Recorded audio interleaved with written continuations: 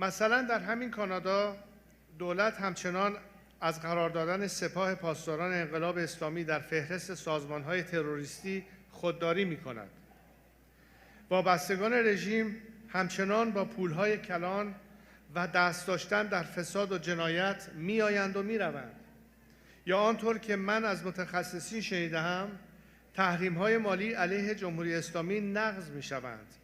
پول‌های کثیف به دست صرافی‌ها شسته می‌شوند و به واسطه دلالان به خانه و زمین و آپارتمان تبدیل می‌شوند.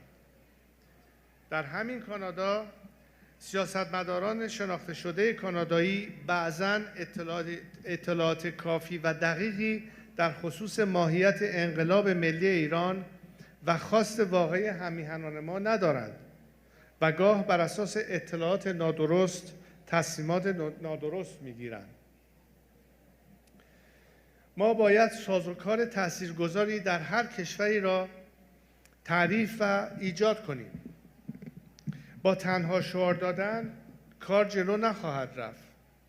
ساختن یک نهاد ایرانی کانادایی که بتواند به صورت حرفه‌ای پروژه فشار حداکثری بر رژیم و حمایت حداکثری از مردم ایران را در این کشور پیش ببرد، وظیفه و کار شماست.